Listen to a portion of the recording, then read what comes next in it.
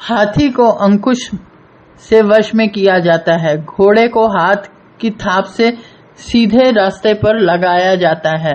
सींग वाले पशुओं को डंडा मार के सीधे रास्ते पर लाया जा सकता है, परंतु दुष्ट व्यक्ति को हाथ में पकड़ी हुई तलवार से मारा जाना चाहिए, क्योंकि वह वश में नहीं आता, उसे नष्ट ही करना होता है। ब्राह्मण भोजन से तृप्त हो जाता है। मोर बादलों के गरजने पर सज्जन दूसरों को संपन्न और सुखी देखकर, परंतु दुष्ट दूसरों को विपत्ति में पड़ा देखकर प्रसन्न होते हैं। आचार्य चाणक्य ने यहाँ स्वभाव की ओर संकेत किया है। भोजन करके ब्राह्मण संतुष्ट होता है, क्योंकि इससे उसे खिलाने वाले को पुण्य की प्राप्ति होती है। बादलों को जल से भरा और प्रसन्नता के कारण गर्जन करता देख मयूर नृत्य करने लगता है।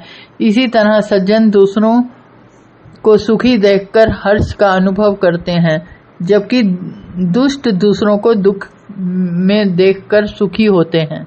आचार्य ने दुष्ट और सज्जन के स्वभाव के अंतर में यह बताना चाहा है कि प्रत्येक को स्वयं में झांक कर देखना चाहिए कि वह दूसरों के सुख में सुख का अनुभव कर रहा है या उसे दूसरों के दुख पहुंचाने में या दुखी देखने में सुख की अनुभूति होती है। पहली स्थिति सज्जन की है और दूसरी दुष्ट व्यक्ति की। बलवान शत्रु को अनुकूल तथा दुर्जन शत्रु को प्रतिकूल व्यवहार द्वारा अपने वश में करें। इस प्रकार अपने समान बल वाले शत्रु को विनम्रता या बल द्वारा जो भी उस समय उपयुक्त हो अपने वश में करने का प्रयत्न करना चाहिए। चाणक्य का कहना है कि समय और स्थिति के अनुसार अपने शत्रु से व्यवहार करना चाहिए। यदि शत्रु बलवान है तो विनय पूर्वक उसे जीतने का प्रयत्न करना चाहिए अथवा अपने अनुकूल बनाने का प्रयत्न करना चाहिए।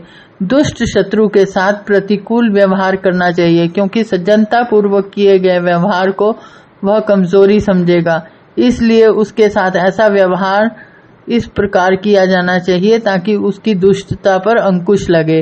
राजा के बल अथवा शक्ति उसकी भुजाओं में के बल में है।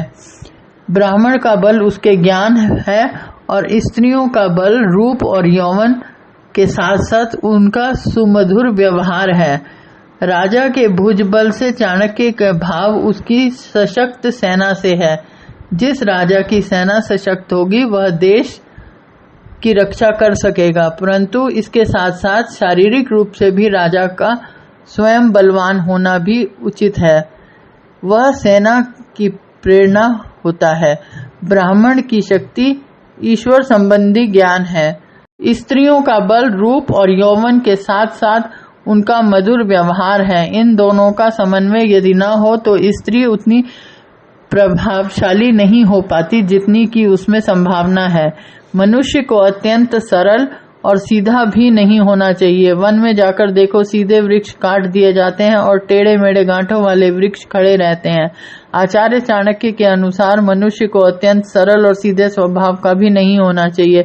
इससे उसे सब लोग दुर्बल और मूर्ख मानने लगते हैं तथा हर समय कष्ट देने का प्रयत्न करते हैं। सीधा साधा व्यक्ति प्रत्येक व्यक्ति के लिए सुगम होता है, जबकि टेढ़े व्यक्ति से सब बचने की कोशिश करते हैं। ऐसे में दुरुपयोग तो होगा ही। जहाँ जल रहता है वहाँ हंस रहते हैं, और जहाँ जल सूख जाता है तो हंस उस स्थान को छोड़ देते हैं। मनुष्य को हंस के समान स्वार्थी नहीं होना चाहिए, क्योंकि वे कभी त्याग करते हैं और कभी आश्रय लेते हैं। मनुष्य ही नहीं, देवता भी स्वार्थी हैं। जब तक कोई स्तुति करता है, संबंध रखते हैं, फिर छोड़ देते हैं। लेकिन चाणक्य ने इसे ठीक नहीं मानते। उनका मानना है कि सुख में ही नहीं, दुख में भी साथ नहीं छोड़ना चाहिए। यदि किसी ने समय पर आपके लिए कुछ किया है तो ऐसा नीति की दृष्टि से भी आवश्यक है कि संबंधों को तोड़ना बुद्धिमान व्यक्ति का स्वभाव या गुण नहीं होता। कभी भी किसी की भी जरूरत पड़ सकती है। अगर संबंध ही तोड़ दिया, आप उसके पास फिर किस मुंह से जाएंगे। अर्जित अथवा कमाए हुए धन का त्याग करना अर्थात उसका ठीक ढंग से व्यय करना, उससे सार्थक लाभ उठाना ही उसकी रक्षा है। जिस प्रकार तालाब में भरे हुए जल को निकालते रहने से तालाब का पानी शुद्ध और पवित्र रहता है, मनुष्य द्वारा कमाए गए धन का सही उपयोग यही है कि उसे ठीक ढंग से काम में लाएं, उसका दान करें, उसका उचित उपभोग करें। सही अर्थों में यही धन की रक्षा है। यदि धन कमाने के बाद भी उसका सही उपयोग नहीं किया गया तो धन कमाने का लाभ ही क्या है। यह बात उसी प्रकार ठीक है जैसे कि तालाब में भरे हुए पानी को निकालना, यदि वह नहीं निकाला जाएगा तो वह सड़ जाएगा। सड़ने से बचाने के लिए उसका उपयोग आवश्यक है। इसी तरह तालाब की रक्षा हो सकती है। धन की रक्षा का भी यही उपाय है कि उसका सदुपयोग किया जाए।